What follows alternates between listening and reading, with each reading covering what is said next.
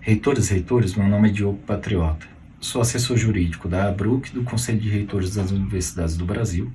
Eu gostaria de falar com vocês hoje sobre a doutrina do inimigo. É importante falar sobre o tema porque, atrás das regras e das leis, até mesmo da Constituição, existem decisões que são políticas.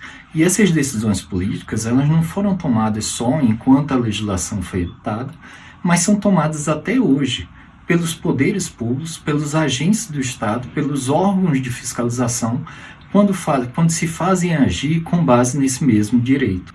Eu vou dar aqui alguns exemplos do que eu identifico como a concretização desse instituto.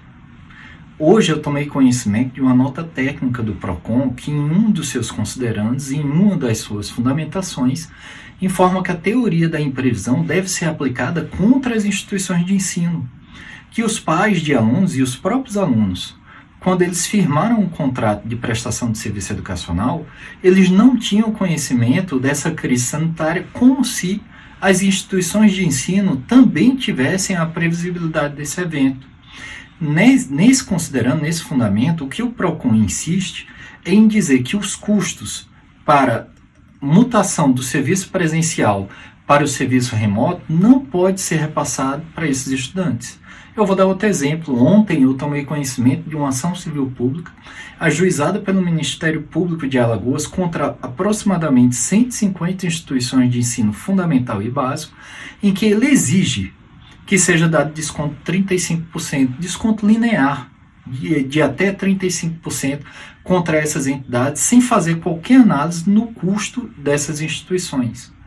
Não há preocupação aparente desses órgãos de fiscalização em relação à manutenção da cadeia produtiva, a manutenção da relação de insumos, do pagamento de professores, da manutenção dos empregos do corpo administrativo. Em situações de crise como essa, é muito importante convencer tanto os estudantes como a sociedade e até mesmo o poder público de que o inimigo é o vírus, é o coronavírus, e não as instituições de ensino. Essa matéria pode parecer até certo ponto filosófica, mas ela é levada muito a sério, principalmente pela Suprema Corte Brasileira. Inclusive, um ex-ministro da Suprema Corte argentina, Raul Eugênio Zaffaroni, é um dos grandes nomes sobre a discussão no direito penal do tratamento do inimigo, o que ocorre até hoje.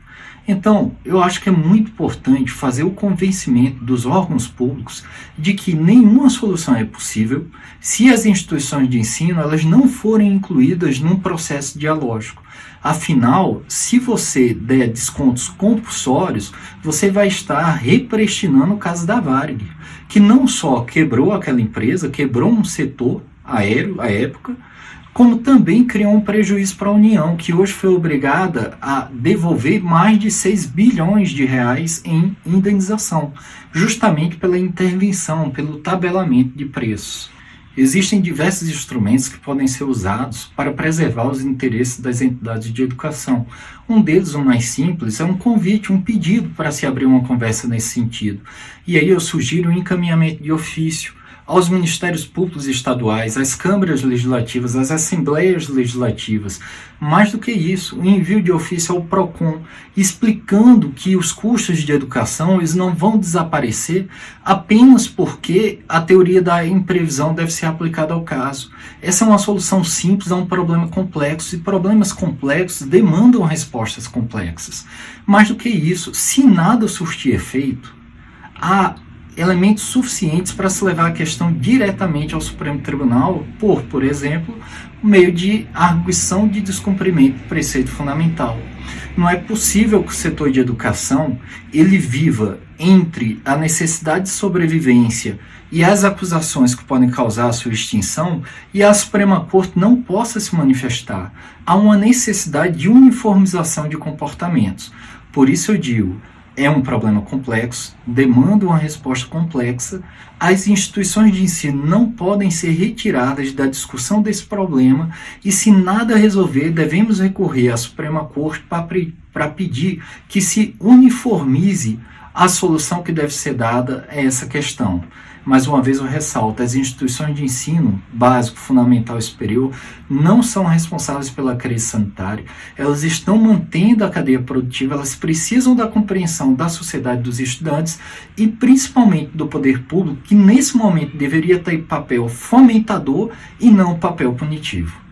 Obrigado.